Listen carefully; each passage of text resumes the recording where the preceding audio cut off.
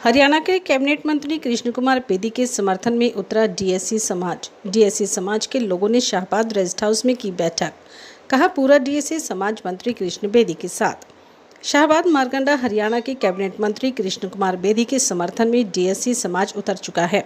बीते दिनों ओएससी समाज के कुछ लोगों के द्वारा हरियाणा के कैबिनेट मंत्री कृष्ण कुमार बेदी का पुतला फूंका गया था और बेदी के खिलाफ नारेबाजी की गई थी। वहीं आज कैबिनेट मंत्री कृष्ण कुमार बेदी के समर्थन में डीएससी समाज ने शाहबाद के रेस्ट हाउस में बैठक की और कहा कि वह कैबिनेट मंत्री कृष्ण कुमार बेदी के साथ हैं।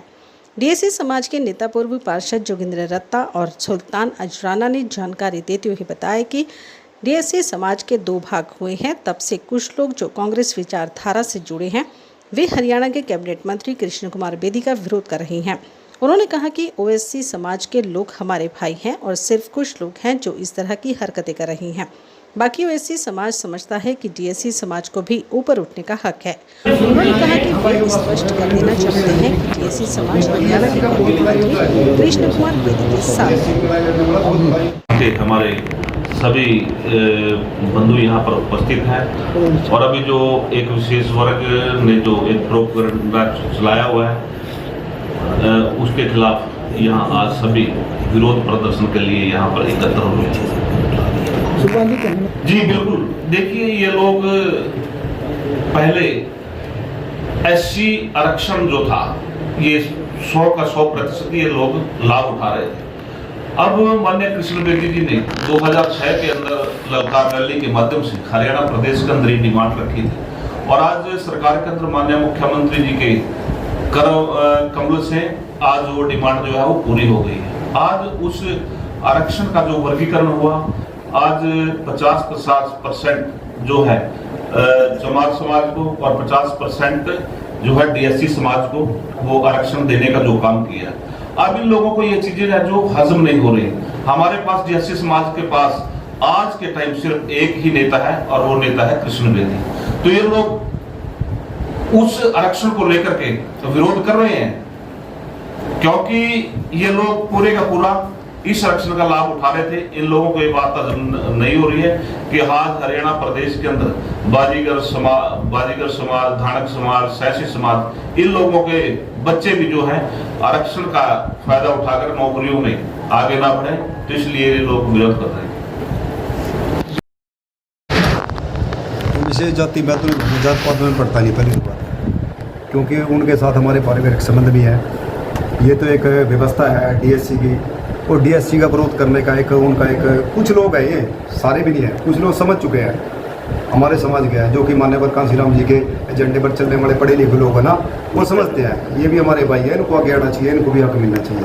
ये तो कुछ लोग अपनी राजनीति चमकाने के लिए। कृष्ण बेदी आज एक सुपरस्टार है डीएससी समाज में, एक मंत्री है, बहुत बड़ा नाम है, एक ब्रांड है। जितना ज़्यादा उसका नाम लेंगे, जितना ज़्यादा छेड़ेंगे, उल्ट पुल्ट बोलेंगे, मेरा नाम भी ऑटोमेटिक ऊपर आएगा। उसके साथ जोड़ के उसको उल्ट पुल्ट बोल के अपना खुद चमकाना चाहते हैं। हालांकि उनको इस बात का वाकई नहीं पता प्रतिमूर्ति का क्या मतलब होता है। अब उसने हमारे नेता है हमारे समाज के कृष्ण कुमार जी, बहुत रिस्पेक्टिव हमारे वो, और हमारे वरिष्ठ नेता हैं, उन्होंने कहा भाई मनोहर लाल खट्टर जी हमारे माई बाप हैं।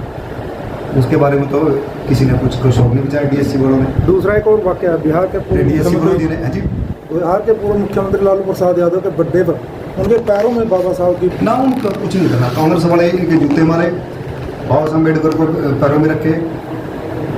जो कि डीएससी का नेता कृष्ण बेदी कुछ बोलेगा ना उसी के खिलाफ बोल रहा है ना, तो भाजपा के खिलाफ बोल रहा है ना।